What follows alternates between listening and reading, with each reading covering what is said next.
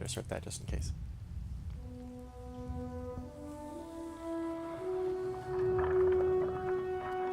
Að sjá dreggjan á ferli neðar vor. It has been several long months on the road.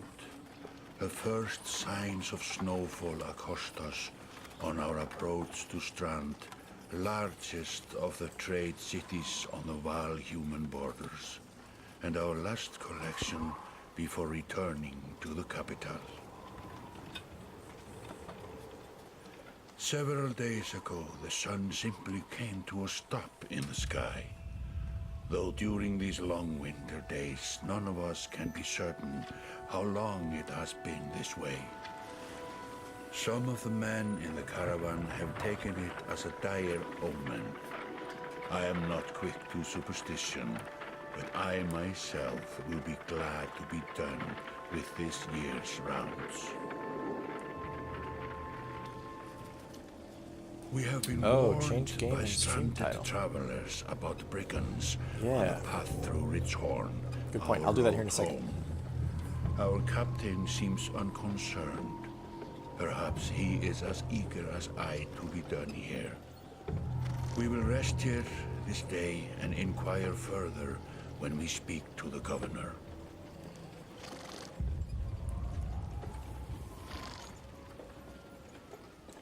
Has anybody else noticed Kitty's complaint about dropping frames?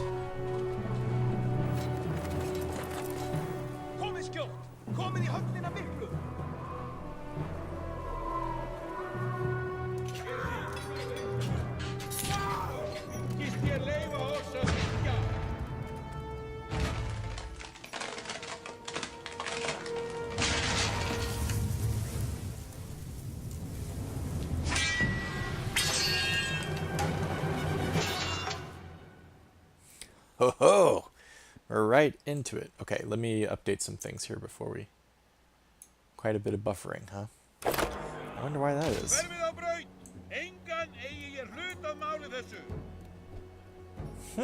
Frames and buffering too, eh? Well, stand by a moment, stand by.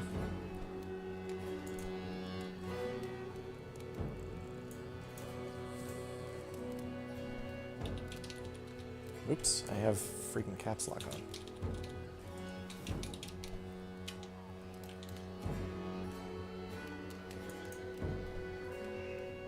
Okay, how about the Banner Saga? There we go. Let's see. Do I know? Low frames and buffering, audio's out of sync as a result.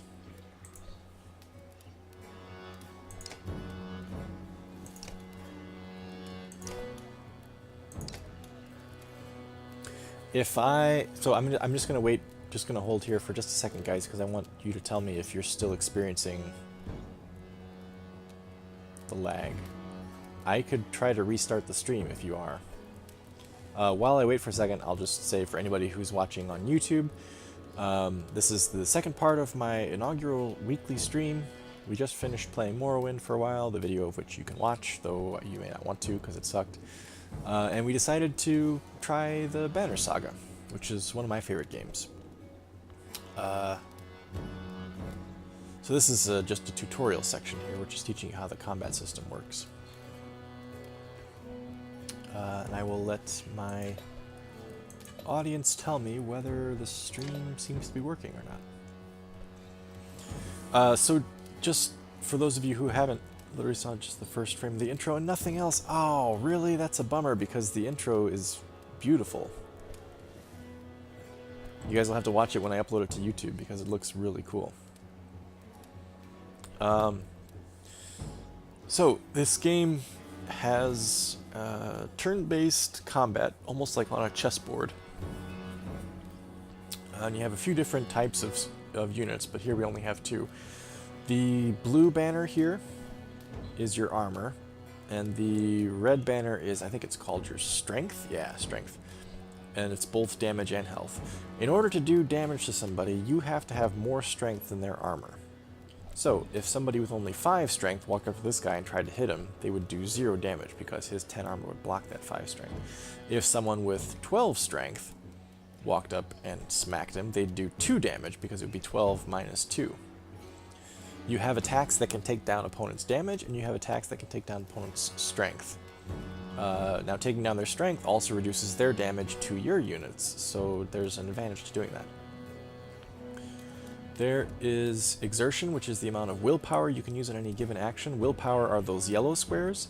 Your unit is restricted to a certain amount of movement. Good. It sounds like everybody who's refreshing is having the problem fixed, so we'll move along here. If you have a restricted number of movements, you can use your willpower to use more movements, to get more movement, or to even do, I think there's even attacks that use willpower too. So it's basically just a little extra. You can push your unit a little bit further if the situation calls for it. And then each unit has a break stat, which is the amount of damage they'll do to an enemy's armor naturally. There are attacks that units can do that do more damage, or more damage to armor.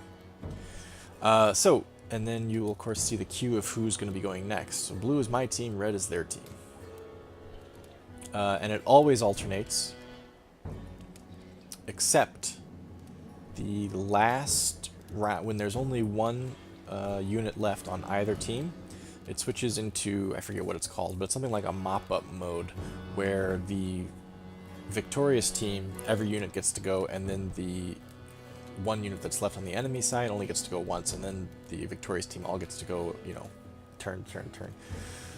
And the reason that they did that, we don't have to get into it, but I'll just tell you really quick. The reason they did it is because if they continued combat this way, then if you had only one unit left, one guy on the blue team would get a turn, then that red unit would get a turn, then another guy on the blue team would get a turn, then that same red unit would get a turn. So there's actually, like, if you got down to that last round, your last character could actually do a lot of damage to these guys before they could kill you.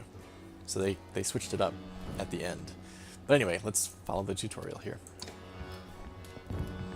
So, it tells us we can do 5 damage to this guy based on our strength and his armor. 9 minus 4 is 5. So that's what we're going to do. We could try to break his armor, or we could smash him and take out his strength. We don't have to break his armor because we're already doing enough to kill him. Yeah, I get it. Okay, I get it. I know. There's no way you can turn off the tutorial, unfortunately. We got some renown for that. Now it's his turn. Your turn ends. Next up is the enemy. Turns always alternate, even if you are outnumbered. Chieftains will do little damage against your shield banger. Alright, Gunnulf. Warhawk's turn. He appears to be out of range of these enemies, but all characters can use willpower to boost their actions. By clicking on the gold tiles, the character can move further than usual. Red pulsing tiles beneath your enemy show how close you'll have to be to get in range. Move your Warhawk into attack range now.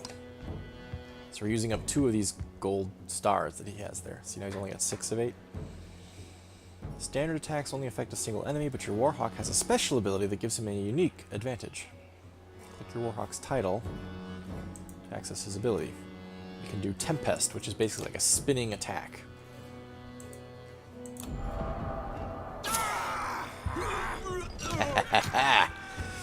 Made quick work of the chieftain's bodyguards. When there's only one enemy left, players enter pillage mode. Okay, so it's not mop up, it's pillage.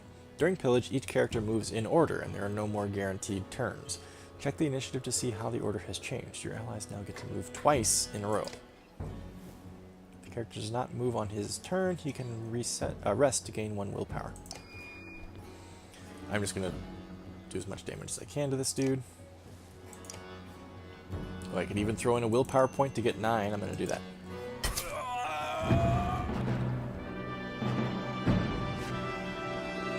Victory. Your renown grows. Like a rabid wolf, that one. How did it come to this? We fool ourselves believing that peace will last. My grandfather built all this from a poor fishing village, you know. He watched the gods die, watched the chaos that followed, watched man and var slaughter each other, even before the dreads arose. All we've done is traded one struggle for another. Now that there are no more dreads to war against, we war against ourselves. This chieftain meant to kill me, and he's not the first. A dozen families in the city would gladly take my chair. This one had men waylaying merchants, both north and south of the city, strangling trade, quite well, I would add, though he denied it to his last. This sort of wolf doesn't stop biting because the head is cut off. It just grows a new head.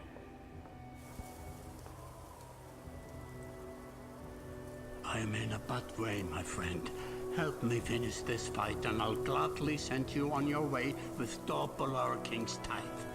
Take any men you need. They're loyal, I promise you that. They will meet you down in the proving grounds. So in this game there are 3 races. There's humans, there's Varl, who are the giants with the horns on their heads, and there are Dredge. Or at least those are the 3 races that we know of in the first Banner Saga. There might be more in the second, I'm not sure. So there's the combat side of things, and then there's the storytelling side of things, which is what this all is. This is us, or rather this is our group of Varl that we have so far under our control. You're approached by a familiar man, buffering our back. Really? Does it happen when the cinematic is on? I wonder why that would be. Who walks in step with you as you're leaving the Great Hall? He cuts to the chase. Animated cutscenes are causing the frame drops and buffering. Sorry about that, you guys. I apologize. Hopefully it won't happen during this segment. Eric, Steward of Strand. This is Eric. I manage the governor's business. Ubin, isn't it? It is. Governor tells me you'll be giving us a hand. What did you have in mind?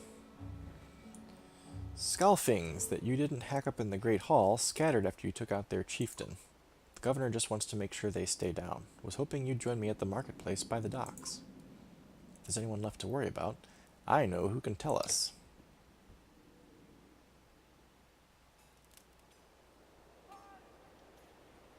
Click the market tent to visit the merchant. That would be this. Yes? Yes.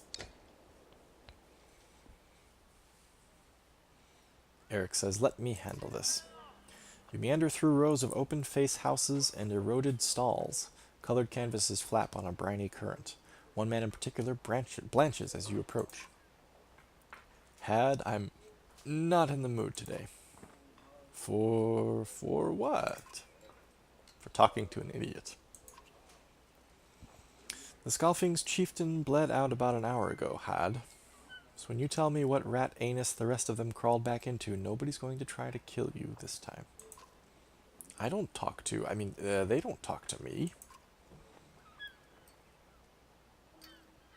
Eric, you need some help here? I had a change of heart. I hope you do give us a hard time. What? Had sweats visibly. Oh, okay, he's like, I hope you give us a hard time so that this giant here can kick your ass. Had sweats visibly, fumbling with some dirty trinkets on his table. Wait, just buy one of these. If everybody thinks I'm getting worked over every week, how am I supposed to know much? Just a little food money, yeah? Let's intimidate. You motion to Gunnulf, your enormous bodyguard, who looms over the man like a snake over a mouse. Gods! Eric, laying it on a bit heavy, don't you think? Where are the Scalfings? Nobleman? Had says nobleman, up by the east wall, but that was months ago, last I know. Had skulks away with a wave of Eric's hand, gathering things from his hovel. Disappearing for a while until this blows over, you figure. Your bodyguard steps forward. Gunnulf says, are we done here? Ubin says, Gunnulf, were you wearing green back at the Great Hall? No, just bought them while you were walking around. Why? Let's say they look good. I'm glad you care. Gunnulf goes off to look at more stalls. Eric, that man of yours seems unreliable at best. We're talking about Had here. A blind dog wouldn't trust Had, but he used to be Scalfing. If they're licking their wounds, they're probably gone to old haunts, not new ones. Ubin says, Nobleman is a mead hall? This is Ubin right here. Best I can tell, the name's ironic. Listen, I know a guy who would love to put a few of these skulls in the ground. I'm going to find him. I'll meet you there. Where is this place? Nobleman is halfway up the hill towards the Great Hall. You won't miss it. Just make sure the governor... Oh, Ubin says, just make sure the governor remembers his promise. Double the usual tithe. I'll remind him. So that is a perfect example of what I'm talking about when I say that sometimes the storytelling just isn't clear in this game. It's sometimes hard to tell who's talking to who. It's sometimes hard to tell what the fuck any of this means. Apparently, we are working on behalf of the governor of this town to get something from somebody. We're his muscle? I don't know. Okay. The Mead House. Just a quick note to the chat here. I apologize for the frame rate drop during the animations. I'm not sure why that would be. That must be... I would think that's my internet connection. I would think. I don't know. I'm trying to think what I could do to improve that. Oh, I'm sorry, I just hit the mic. Short of turning down the bitrate even more, I don't know. If you guys have any ideas, let me know. But anyway, yeah, for those of you who are watching on YouTube, you're seeing this all sharp, and you're like, yeah, there's no problem, because this is an uploaded recording from my hard drive. But for everyone who's streaming it, or watching it via stream right now, they're having problems with the animation parts. You arrive in front of what must be Nobleman. A few minutes later, Eric appears with a weather-beaten... See, this is confusing too, because earlier, when Eric and Ubin were talking to that Hod guy, it said, when it was saying you, it was referring to Eric. Now, when it's saying you, it refers to Ubin. So it's... You don't know who you are at any one moment. It's aggravating sometimes. I feel like I'm shitting on this game. This is a great game. I just wish that they needed like an editor, or maybe a second editor, to go through and say, okay, wait, whose perspective is this from? Is this consistent than what we've already seen? If this is from somebody else's perspective, we should make it clear, you know. There's a picture of Eric, but this is obviously from Ubin's perspective. Anyway. A few minutes later, Eric appears with a weather-beaten man introduced as Valgard. I'll point them out, Eric says over his shoulder. Ready. You're walking through the front door. They ran to a mead house, says Valgard. I'll be surprised if they can stand up straight right now. Okay, here we go. Valgard boots the front door open so hard it won't close again without repair. As you enter the hall, Eric is already at the head of the table, his axe drawn. Wide-eyed, drunken scalfings scramble to find their own weapons, turning tables and mead steins in the process. Another fight, sounds like.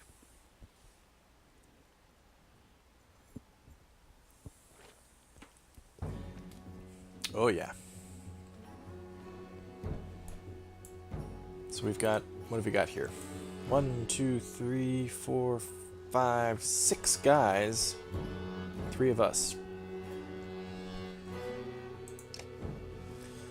Doesn't tell you what his special attack is until you actually get... Oh, right. So there's a placement. Almost like setting up a chessboard. You get to move your pieces where you want to. Yes, Panda, you understand exactly what I'm talking about. Okay, you're gonna go there. Oh, we have 4. Sorry, I didn't notice you there, Eric. Eric, you can go there. You're 5. Let's go there. Okay, ready. Battle. Look at them. It's going to be butchery. Stonewall is this guy's special ability. It prevents people from moving past him, like moving him at all. He basically becomes a pawn in a chessboard. He's there to block people. But we're going to try to do some damage. Let's break his armor so that we can do more damage to him later. We have My god. Oh, 4 of 4. Why does it say 8 of 6 there? Plus 2 to 2 due to Caravan's morale. Oh, this is the thug sword. This is the enemy's stats right here. We have 8 of 6, so hell yeah, use 2 of them. That's awesome. Now they're gonna mess him up a little bit. Break some armor. Eric, you can get to that guy, but you gotta use 2. But then again, you also have 7 of 5, so sure. Rally, what does rally do?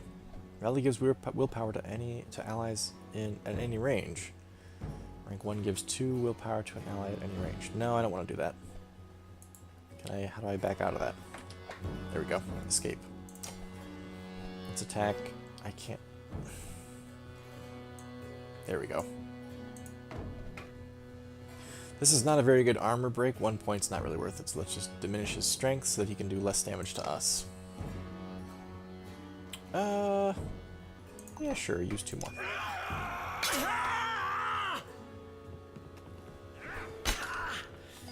Armor break, huh? Unfortunately, our shield banger here cannot get to any enemies, so we'll just have to move him up to here and wait till next turn. Yeah, see, you can't reach anybody. End turn. What did they just do? Ah, their special ability is if they're adjacent to each other. What does it do? It gives them more armor, more strength, something like that. I forget. Anyway, we're gonna use this guy's Tempest ability.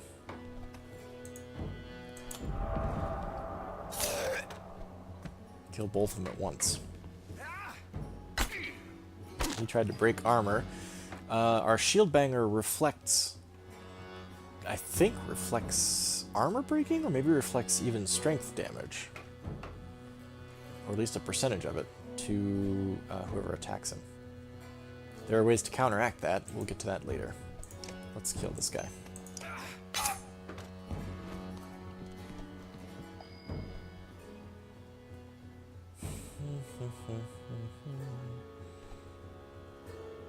We're gonna go here, kill that guy.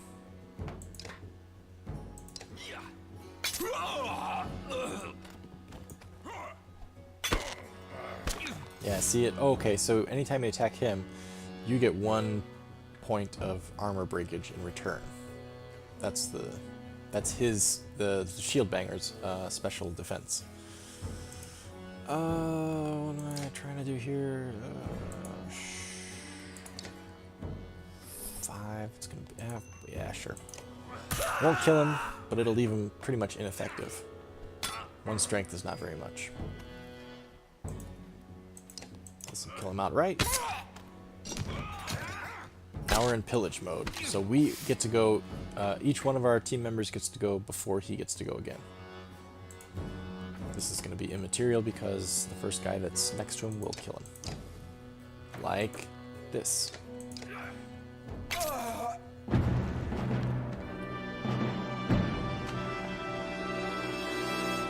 Foes lying dead at your feet would regret something if they something. Gunelf's ready for promotion, and so is Eric. And 8 renown.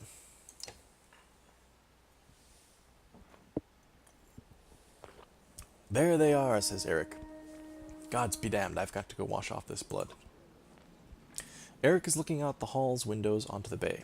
A fleet of longships approach with sails of bold reds and blues. Ubin says, "One banner I know well, Vognir, next for Varl kingship last we spoke. The other flag looks important." Yeah, important guests. See what I deal with all day long? Ubin says, "Ah, things make a little more sense. You hoped I'd have a stake in saying everything's fine here when the royal guests arrived." Eric says, "Not me, the governor.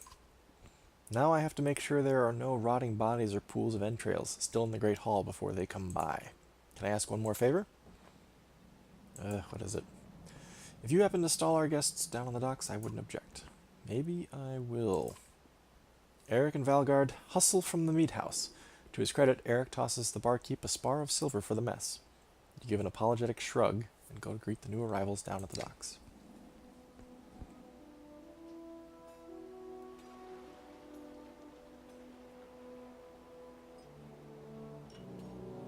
To the docks, then.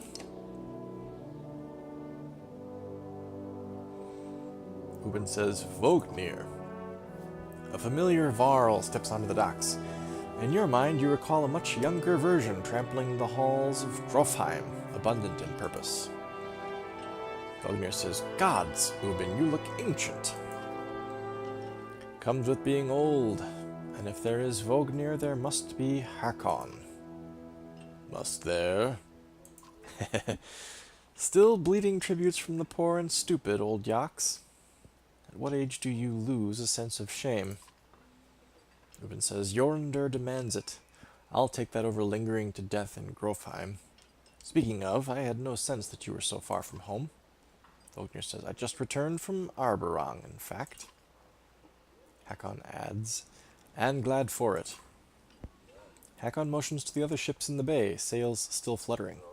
Golden wolf head emblazoned on red. The king of men, or someone on his behalf. Hakon says, the king's whelp. Vognir says, the king's son, Luden. Don't you know Scrivener? Scrivener, Ubin. He has a quill in his hand. We visit his capital, he visits ours. It's how you make alliances these days. Hakon says, it's a miserable waste of time. Vognir says, yes, Hakon, it is. I'd almost forgotten. It's a good thing you're around, Hakon. Ubin says, then you're going to Grofheim? I have the distinct feeling I've finished my business in Strand. Strand is the town that we're in right now. And was heading there myself. We should caravan. Vognir says, we should. Give it a day. In better circumstances, I'd drink a week away. But let's just be done. Find me tomorrow at the gates. Hakon says, what he's trying to say is the prince's delight to behold. Vognir says, where's Moger? Hakon, have him find a place to put up the warriors. I'm heading up to meet the governor. A host of giants departs in his wake. You recognize a few. Others are strangers to you. Hakon says, guess I'm off to find Moger. See you in the morning, Scrivener. I'll be along. To address your point there, Panda, yes. Combat is great. I don't know that it's complex. It's pretty simple. There's just a few rules. There's armor and strength. And you just got to remember that strength is your health and your damage. That's the only really confusing thing. And then you basically get like extra points. You can use extra points on certain things if you want to. And your different classes of characters can use different amounts of extra points and can do different attacks and all that kind of stuff. It's I don't know. I remember thinking when I played this way back when it first came out, I remember thinking this is kind of brilliant in its simplicity and fun in the permutations that you can make. You build a combat team basically from a bunch of different classes, and you can make your team function any way that you want to. You can have big bruiser dudes who have a ton of armor. You can have smaller, faster, more mobile characters who try to sneak in and do strength damage through people's armor. You can try to crowd control. There's a bunch of different ways you can try to make it work. The combat in this game is the strong point. The story, I feel like the story is good in the abstract, but man, when it comes to like their ability to tell the story, it's really difficult to pick it up, at least early on. You can kind of make sense of it as you go along, but they need a little bit more. The whole story is told, not the whole story, most of the story is told through dialogue, as we've seen so far. And sometimes it's really freaking hard to figure out what the fuck's being talked about in dialogue, because the characters are talking as if they know things, and you, the player, don't know these things. Sometimes you need an exposition dump. I know that that's not the most attractive thing from a writer's perspective, but sometimes it's just freaking needed. You gotta explain where you are, who these people are, what their relationships are to each other, why one's antagonistic to another, why one doesn't trust another. As it is, we're just trying to pick this up as we go, and it's like, we don't know what this guy's relationship is to the two Var that he just talked to. We don't know why, if they seem untrustworthy or if they're just like old friends who haven't talked for a while. It's just not clear. The young prince of men ambles from his ship. He brushes off his tunic, scanning the beach with low eyelids. Ludin looks for all the world the sort of boy who grew up pulling the legs from spiders. The long road back to Grofheim should be more interesting than most years, you think? Yeah, Panda, I would very much recommend getting this game and the second one. Well, I haven't played the second one, so don't quote me on that. But it's not terribly expensive, and it's a good 40 hours of gameplay, I would say. And it's gorgeous, absolutely beautiful animation. You just and fun combat. You just got to deal with some cloudy storytelling sometimes. Weariness suddenly settles in, and you chuckle to yourself about what an odd day it has been. One of the governor's men at the Great Hall could find you a place to sleep. On the other hand, if you're going to join Vognir's caravan tomorrow, it might not hurt to share a drink with Hakon, or introduce yourself to the prince they spoke so highly of. Let's talk to Hakon, and maybe the prince too, if we have that option. Scrivener! You find Hakon in a mead house, surrounded by other Varl. Strand is no stranger to Varl, but rarely sees this many. Hakon waves you over. Went straight for a flagon? Vognir's the one who agreed to pass up a drink. I wasn't invited to the governor's hall anyway. Ubin says, you already missed the massacre. Every year I make the rounds collecting taxes. Every year it's the human settlements that give me trouble. That's why they call Ubin the Scrivener. He's a tax collector. Hakon says, no surprise, what this time? Ubin says, when I got here, the Great Hall was already full of bodies. We added a few more. Hakon says, ha! Humans, I guess if only I lived as long as a Yoxfart, I might be desperate to make something of myself too. Ubin says, it's not too late to start trying, Hakon. Hakon lets slip a low chuckle. Any Varl could recount his deeds, known as he is for cutting a swath through Dredge at Vognir's side in the Second War, and regularly since then. Down here I'm a glorified bodyguard. You might have a point. Just another reason to get back to Grofheim.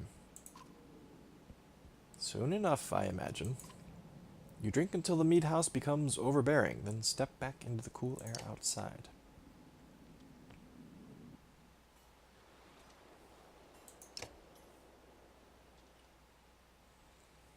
Is this the right place? You find the prince at an inn. Guards blanket the building, including a sharp-eyed Varl who must be working for Ludin. A woman in red eventually waves you over and stands nearby, arms crossed. Greetings, Prince Ludin. Ludin is the son of the human king, I presume? He seems kind of a haughty, spoiled sort. Yes, you're with Vognir. I don't remember you. Not exactly. I've known Vognir a long time. I'll be joining you back to Grofheim with my guards. Ludin looks up for the first time. The woman doesn't react. Why? I work for the king, carrying tithes to the capital. We crossed by chance. Oh, a tax collector. Fine company. What do you want? I have a habit of recording history. I thought we might talk about your visit. Well, we're here to try to ingratiate ourselves with this guy. We might as well try to get as much out of him as we can. A Varl historian. Aha. Don't you already know? Your king and mine both have been practically trumpeting it throughout the cities.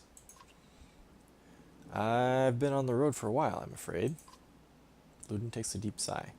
Whether tired or ungracious, you aren't certain. Maybe both. Ludin says, a formality mostly.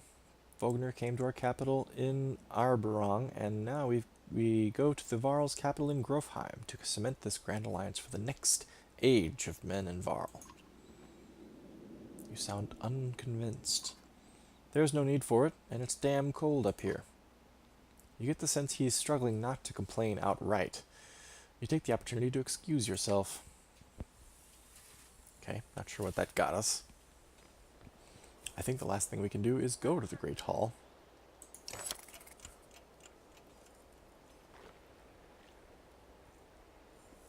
So we just spent the night in Strand, and we lost one supply for it. This is tracking the number of days that we're in the game. That's 1 day. At dawn, you are woken by a delivery of goods. At least you think it's dawn. Damn hard to tell with a sun that never moves. The governor's crest adorns the supply leathers. All there, just as promised, to your mild surprise. You wonder if Eric had anything to do with that. So apparently the governor kept his promise, and we think maybe it's because we impressed Eric with our combat abilities, and he convinced the governor to pay up. 20 renown. This is our renown tracker right here, 34.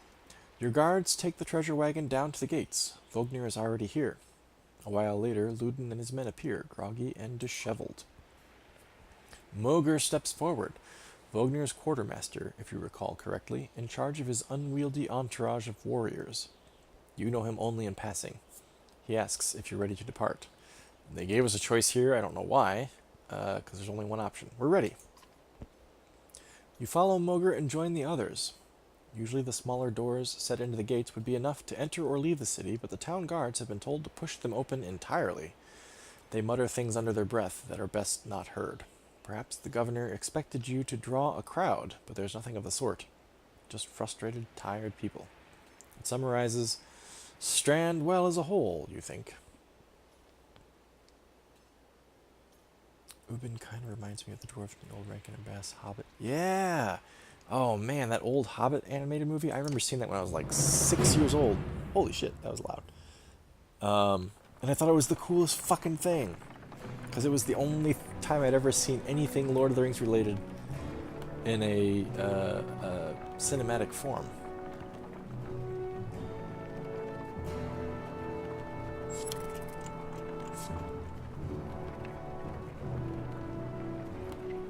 It's kind of obvious what this is, right?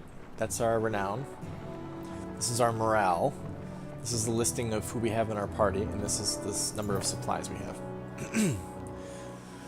The caravan stops for a day. A gift, says Moger, cracking open mead casks, from our gracious friend, the governor of Strand. Hours pass with raucous laughter as the mead is passed throughout the camp. Let's toast to Vognir. Try to keep relations happy here. It kind of seems like everybody's a little untrusting of each other. You raise your drink, toasting the alliance between Man and Varl. The others join in. Ludin's expression is like a stone wall, but the others laugh at your exaggerations. Eventually you sit down beside Vognir. Let's chat. Thanks for the speech, slurs Vognir. Illusion of choice with we're ready. Yeah, you're right. Absolutely. That was basically like press X to pay respects. Ubin says, looks like you didn't have to miss out after all. Vognir says, thanks to Moger.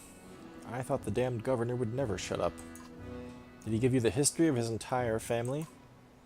Ubin says, he tried, then he asked me to clean up his mess. For your benefit, turns out. Vognir says, I'd have given the job to you too. Gods, there's no joy in politics. Ubin says, speaking of, what happens after this business with Ludin? Vognir says, hopefully the boy goes back to Arborong on his own, and I can take out some frustration on Dredge or something. Ubin says, starting to sound like Hakon. You don't like the life of a diplomat? Ha ha! Don't you miss the fight, Ubin? You down your mead instead of replying. Vognir slouches and shakes his head. There's no great joy in killing Dredge, but this... Pretty sure this nonsense is some scheme between the two kings to force some kind of lineage. Used to be, warriors would follow you for what you'd done. Isn't that why they follow you now? Is it? Or is it because I'm the next in line? These lines are getting muddy, old Varl. They've always been muddy, Vognir. Vognir stares into the campfire, lost in thought. You leave him to it.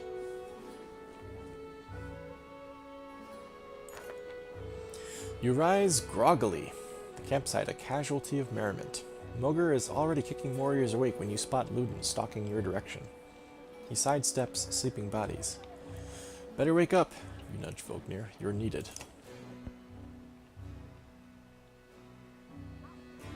Vognir says, ah, it's Ludin. Always a pleasure. You look well rested. Vognir releases a caged yawn and receives a hard-eyed stare in return. How long to Grofheim? Vogner says, ha! We're only 2 days out of Strand, you know. Come, I'll show you on a map. Oh boy, here's our map.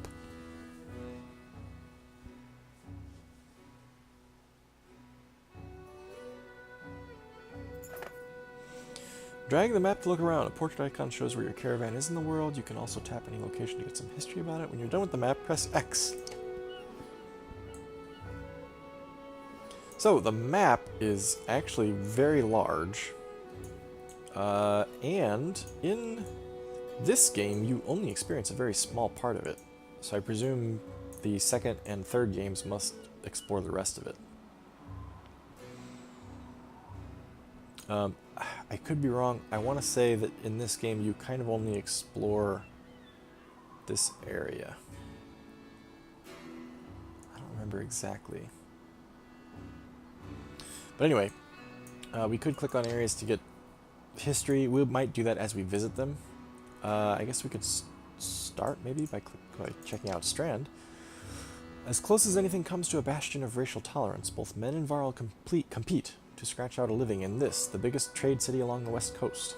Many people still believe the god Dengler still watches over it, granting good fortune. We apparently passed through Karlsfjord. The fjord splitting off into Varl territory was named after Karl, the only Varl to ever become governor of Strand, albeit for only a short time before the title returned to the human families from whose ancestors originally built the city. It doesn't mean much to read all this stuff now because we don't know shit about this world.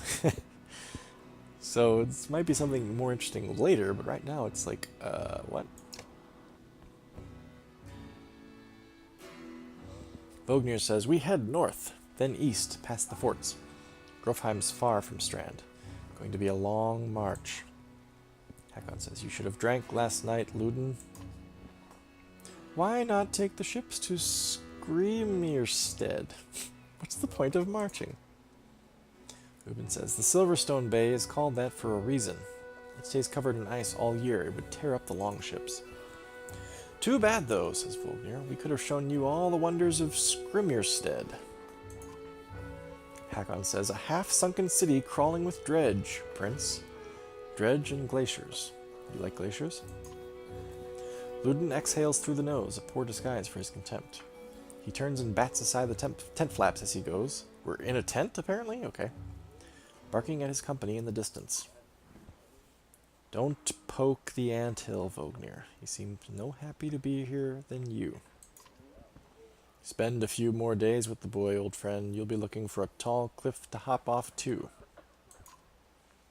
Luden's got a shorter wick than Hakon. Thanks, Vognir. Let's get moving. Another half day to Vederful, if we're lucky. What was I just going to say? The music's fantastic. I believe Austin Wintory... yeah, Karl the Varl. I know, that's kind of funny.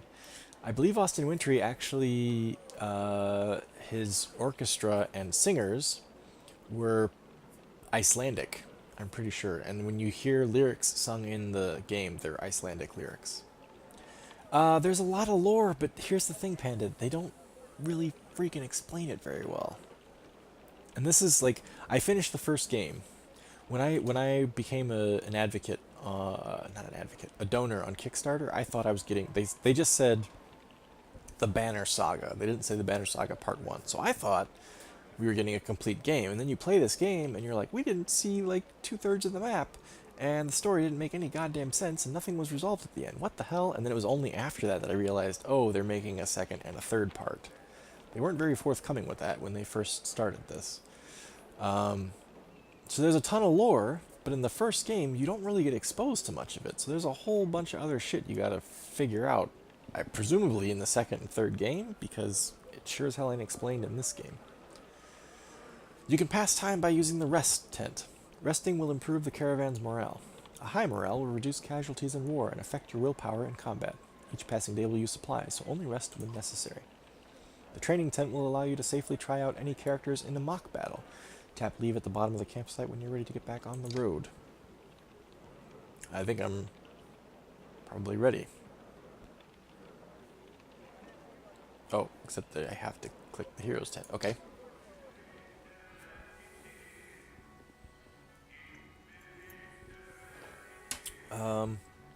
Right. This tells us what his special ability is. Mogur's special ability. He's a rank 1 shield master. Return the Favor is the damage that he does to enemies' armor when they attack him. So currently rank 1 it's +1, so he destroys 1 point of the enemy's armor when they attack him. As it gets to higher rank he does more. And then when they level up, which they do with... I forget how it works exactly, we'll get to it, but you get some points and then you can put them anywhere here and it shows you what the max number of points you can have in any one of these. So you can build out your classes to be different types, like you can make your shield master just max out his armor so that he's really hard to do damage to. Or you can try to max out his extra points. Yeah, Panda, they could be doing the Dark Souls thing. I think they're going to explain things more in the second and third game. The second game exists. I've not played it. Perhaps there's a whole bunch of things explained in that game. I don't know. We could try to up his armor breaking, which of course I can't do right now because I don't have any points to add. Rank 1 War Master. His special attack is Sundering Impact. Hits harder than an average warrior with no chance to miss. So that's pretty handy. Ludin's a rank 1 Spearmaster. Skewers his enemy, doing normal strength damage before kicking them away, doing knockback and causing them to bleed if they move on their next turn. That's cool. Not much in the way of armor breakage. Pretty good strength. Lots of extra willpower points. I can't remember what the green does. I think that's the number of willpower points you can use in one turn. I think. So if you were walking, like, so he's got 10 strength, right? If he walks up to a dude with only 5 armor and 5 strength, he's going to do 5 points of strength damage, health damage to that guy. If you walked up to a guy with 5 armor and 8 points of strength, he could do 5 plus 2 more. He could do 2 more of these. He couldn't do 3 unless we upgrade this to 3. Then he could do 3 more and kill him with 5 plus 3 would be 8. I don't know if this is all making sense or not, but anyway, once a character has this, whatever this amount of renown is, which goes up per level, you can promote them, in which case you get higher stats and increase your item rank. Items are kind of like trinkets that you get to use. They go here and they increase some aspect of your character's ability. So we have 2 points to use. The Warhawk is all about dealing damage. Even these minor animations are causing lag. Dang, that's unfortunate, Frankie. I'm sorry. I will have to look into it. Maybe I can find out how other people who have streamed this game have made it work. If it's worked. Maybe it hasn't worked. I don't know. We're going to make it so that he can use... What is this again? There's a way to see... Yeah, here we go. Help. Ah, there we go. Yeah, exertion. Amount of willpower you can use on any given action. And willpower are these extra points. Okay, so we want him to be able to do at least 1. And then we probably want him to be doing more damage too. Ludin, Hakon, Gunnulf, Mogur, Hakon. I thought there was one other guy we got promoted, maybe not. And that's our roster right now. So this is our party. There's your available roster, which is larger, and you pick your 6 that you want to go.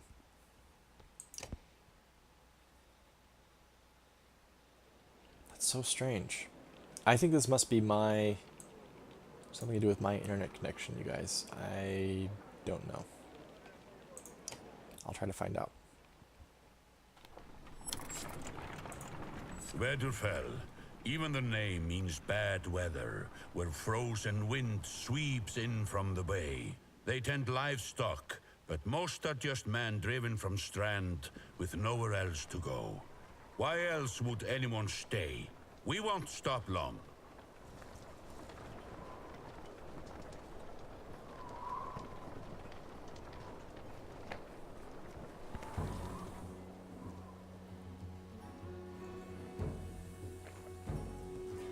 A peasant. By Heiderborg. That's a lot of Varl for some missing cattle. Ogre says, what? A couple days back, sent word to Strand about the cattle. Didn't expect an army. He looks pleased with himself until it sinks in that you aren't here for his behalf, on his behalf, rather. Where have your cattle gone? Wouldn't know, says the peasant. My boys see men up the hills carrying them away. Don't know many men who can hoist a whole cow by himself. Ogre says, Scalfing's out here, maybe? Could they have Varl working for them? Vognir says, not from what the governor told me. I'm going to take a look around and get camp set up. The peasant spits, his eyes anxiously darting about as the caravan sets up tents. We'll be here no more than a day. There's silver for any food you've got. For hundreds of Varl? Are you serious? Whatever you're willing to sell. You thinking of squatting? Not enough room for a couple hunters here. Forget hundreds of... Shut up. Hear that? Where's Ludin? It's faint. Sounds like fighting and something else. Hakon takes off at a run. Night, Frankie. We're gonna finish here probably in the next 5 minutes or so, as soon as this fight's over. Our first dredge enemies.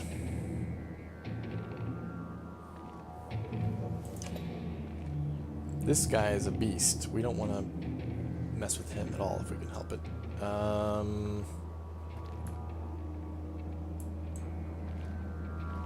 In fact, we're going to run away.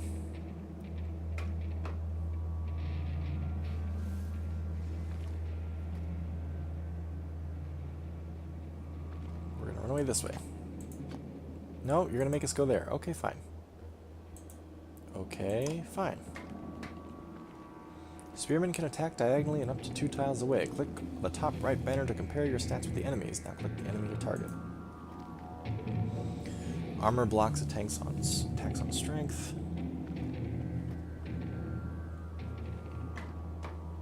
Yeah, this is only... Okay, I get it. There's only a 50% chance to hit. Not going to let us use any points. Let's just do it. Deflect. Deflected damages do no attack. Deflected attacks do no damage.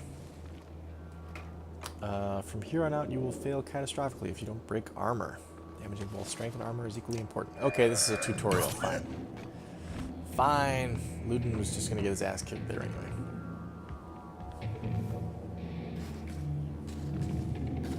So the dredge are kind of sort of like robotic stone type enemies.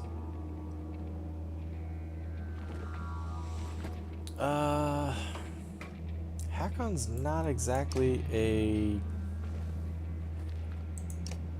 armor breaker, but then they've only got 2. We're all only at 2 points of armor breakage. So let's move there.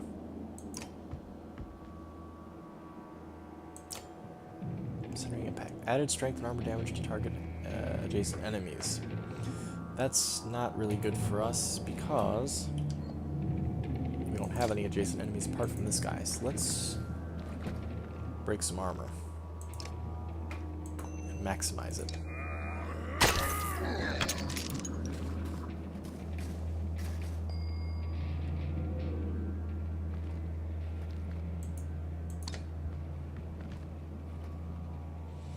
What kind of armor? You have only 1, so let's just do strength damage to you. Maximize it.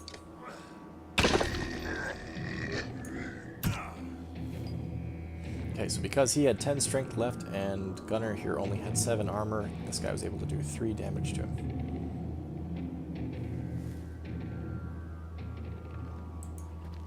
We're gonna have you break some armor as well. Ooh, bring the pain. Breaks an enemy armor and punishes enemies for retaliating. Yeah, yeah, yeah.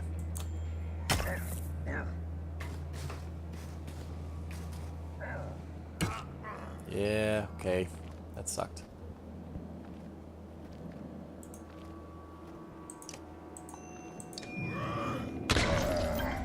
Okay, good news is now he can't touch us. Did you notice that point that got fed over to him? Adjacent enemies take damage as well. I don't know if you guys saw that. Let's do your special. Ah, you're gonna do damage to him. You'll only do 1 point of damage to him though, because 10 minus 9.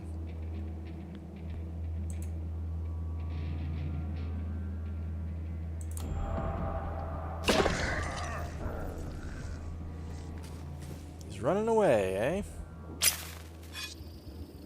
Oh, he's trying to call in some friends.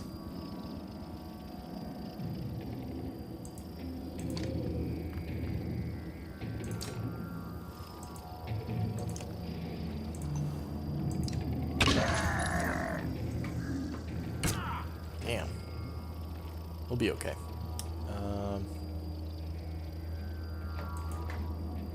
Kill this guy. Can't kill this guy. Shit. Break his armor then.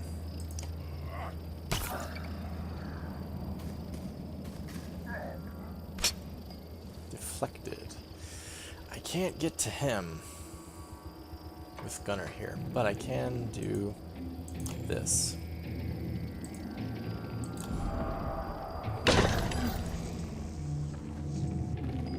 Yeah, see, he called up this bastard over here.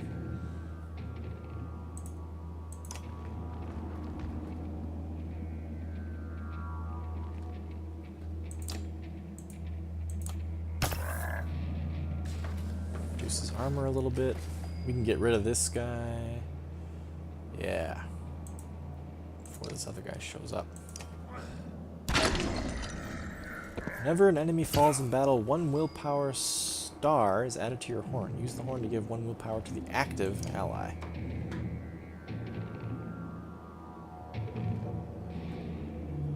Okay, let's use that now.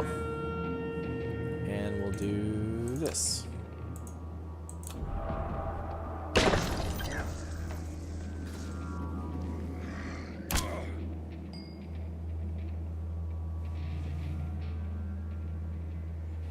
You can march that way. You can't do anything over here anyway.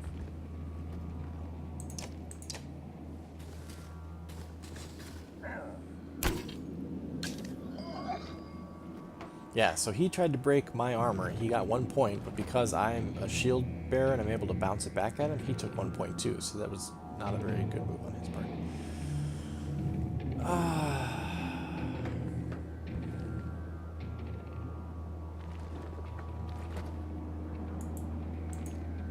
Move him there, and then kill that guy.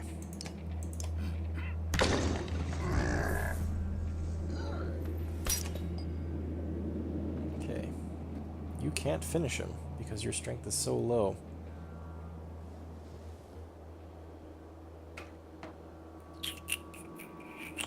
Could try to break your arm.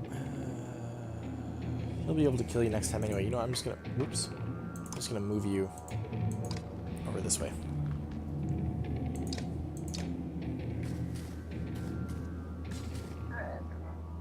More armor breakage, and he takes more armor damage. Let's really break it.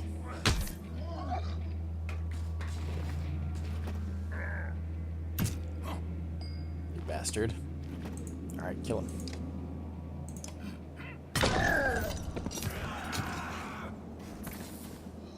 Ooh, shit. Almost killing Gunnar here. 90% chance to hit. So the reason he has a reduced chance to hit is because he only has 3 strength left, whereas the enemy has 4 armor. So he doesn't have enough strength to break, to get damage over the armor.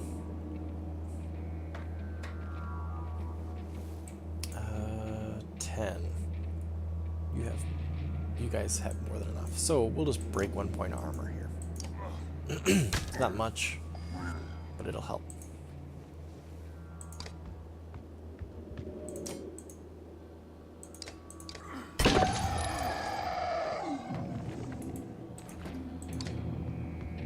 And done.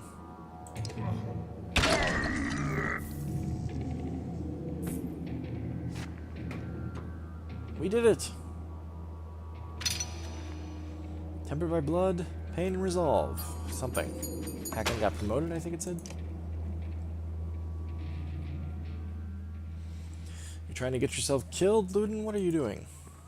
I was trying to get a shot in between the plates.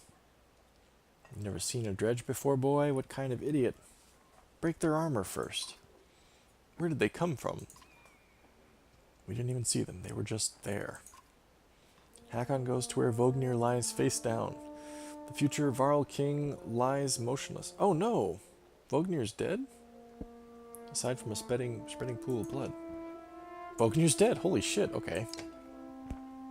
Damn.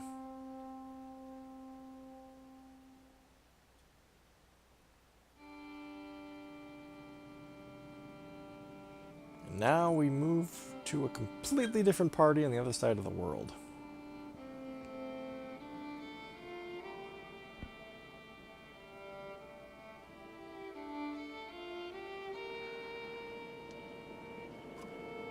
Where did that thing come from? Shh. Stay close. I think it saw us.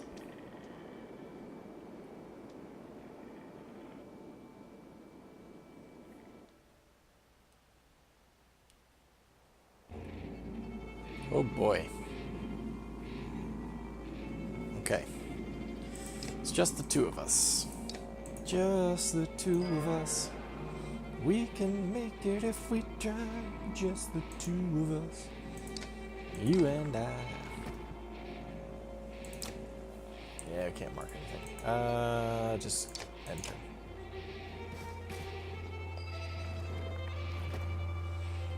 Okay, so she has a ranged attack, which we can only have an 80% chance of doing damage to. We are going to use her to break armor, even though her armor break is awful. Still do it.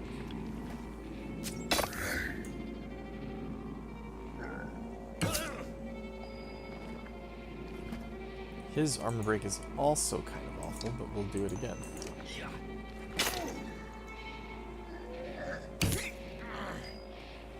Okay, now... thread the needle, hits all units between the archer and the target. Yeah, that doesn't do us any favors right now.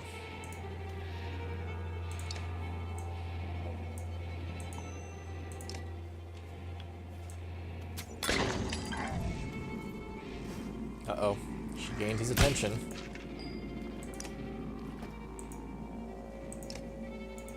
Break the armor again.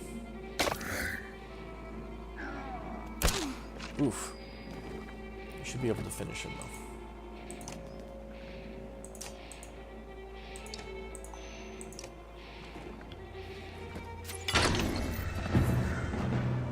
Oh, Panda, that's great. Yeah. That's part of the reason why I started playing Darkest Dungeon. I know that there's plenty of people who are playing it, but it feels like a game that deserves more attention. So I'm glad that you went and picked it up. That's great. Oh, okay. Let's get through this dialogue here, and then we'll stop, because it's 10:30. I'm half an hour past where I said I would stop. Was that a dredge? This is Alette. Alette looks calm, but you can tell her heart is about to beat right out of her chest. Rook. I believe Rook is Alette's father. It was. Let me see. Are you hurt? No, I'll be fine. When the dredge attacked your cart and the yaks bolted, it spilled most of your supplies. You can see more dark figures moving through the trees when you glance in that direction. All that food, that's the last we're going to get before winter. What do we do? Don't run, let me think.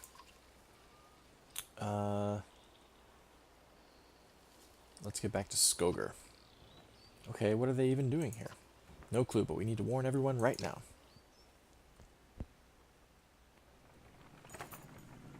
Supplies represent... yeah, this is obvious.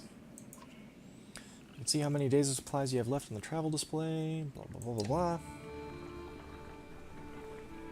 Okay, so this is us, the two of us, Alette, presumably, and Rook. moving to Skoger. When we get there, we will end our stream.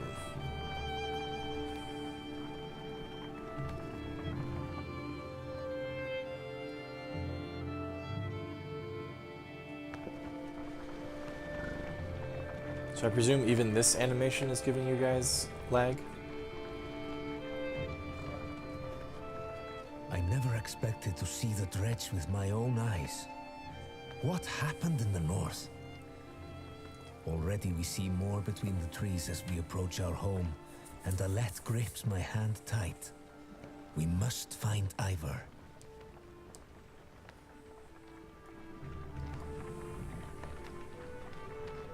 Hey, Nicholas F on the end. Sorry.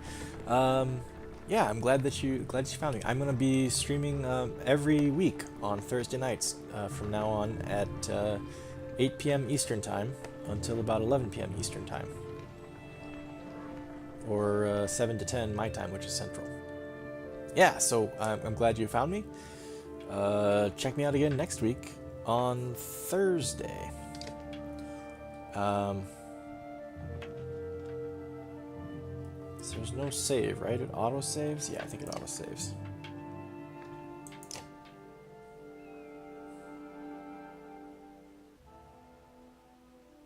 So, you guys, that was Banner Saga. That was the stream. That's gonna be where I end it, because it's getting late my time and I gotta work tomorrow. Current lag between chat is 1 minute 30 seconds. Oh my god. That's nuts.